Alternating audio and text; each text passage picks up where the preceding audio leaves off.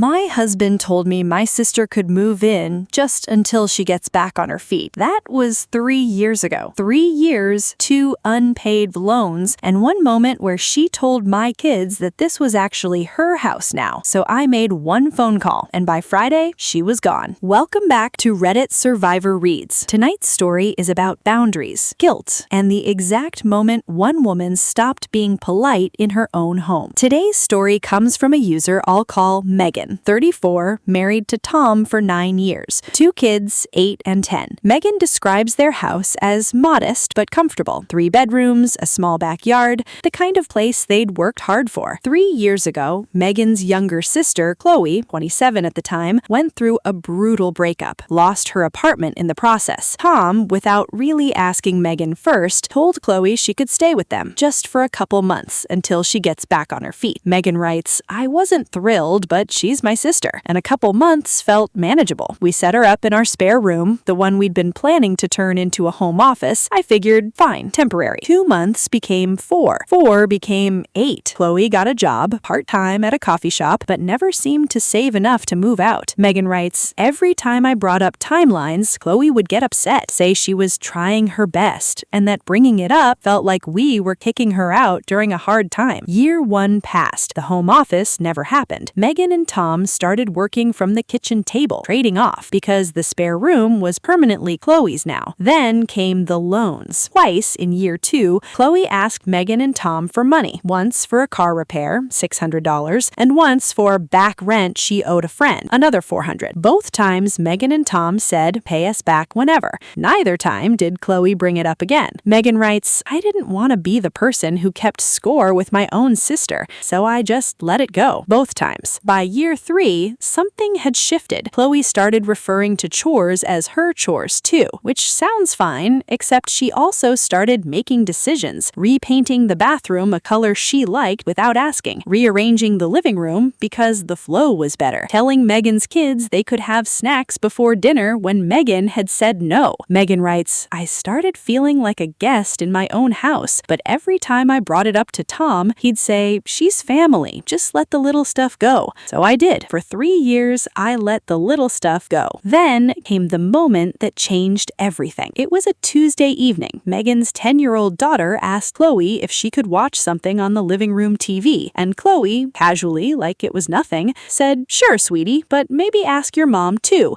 even though this is kind of my house too now, so I don't really need permission, but it's polite.' Megan writes, "I was standing in the kitchen doorway. I heard every word. My 10-year-old daughter looked confused, like she was trying to figure out if that was true, like she was trying to figure out whose house this actually was." And Megan writes, "Something in me just went completely calm. Not angry, calm. The kind of calm where you suddenly see something with total clarity for the first time in 3 years." She didn't say anything that night. She waited until the kids were asleep. Then she sat Tom down in the kitchen and said, "Chloe told Emma tonight that this is kind of her house too, in front of our daughter." Tom's face changed instantly. He hadn't heard it, but he believed Megan immediately, because apparently it wasn't the first time something like this had been said when he wasn't in the room. Megan writes, "I told Tom calmly, 'I love my sister, but our daughter just asked permission to watch TV in her living room last night and got told she might not even need to ask because this is kind of her house too. That's not okay. This is our home. You're our guest, and I think we need to talk about a real timeline, not someday, an actual date for you finding your own place." Chloe's reaction was immediate, the same script as always. "Wow, okay, so now I'm just being kicked out after everything? After everything. 3 years of free housing, 2 unpaid loans, redecorated rooms, and telling an 8-year-old this is kind of my house too, and she was the one who'd been wronged." Megan writes, "For the first time in 3 years, I didn't back down. I said, 'Chloe, I'm not kicking you out tonight. I'm asking for a real plan. 60 days. That's more than reasonable after 3 years. Chloe stormed off to her room, slammed the door, and didn't speak to me for 2 days. On day 3, Megan made one phone call to their mom, not to complain, to ask if Chloe could stay with her for a bit while she found a place, since their mom had an empty guest room and had actually offered multiple times over the years that Chloe could stay with her instead. Their mom said yes immediately, and apparently had been been wondering for 2 years why Chloe never took it up to her. By Friday, 3 days after that conversation, Chloe had moved her things to their mom's house. Megan writes, "She didn't say goodbye to me, just to Tom and the kids. I think she's still upset with me. But Emma got her old room back that weekend. We painted it together. And for the first time in 3 years, when my daughter asks if she can watch TV in our living room, there's only one answer she's waiting for, and it's mine." Here's my take, everyone. Megan didn't do anything wrong by helping her sister initially. That's what family does. The problem was never the first 2 months. It was the absence of any conversation for the next 34 months after that. Just until she gets back on her feet became permanent, not because Chloe was malicious necessarily, but because nobody ever set or enforced an actual timeline. And the moment that silence reached an 8-year-old asking permission in their own living room, that's when it stopped being generosity and started being something else entirely. So tell me, everyone, was 60 days fair after 3 years? Or should Megan have set a hard deadline years earlier? Let me know in the comments, and subscribe to Reddit Survivor Reads, because sometimes the most important conversations are the ones we keep putting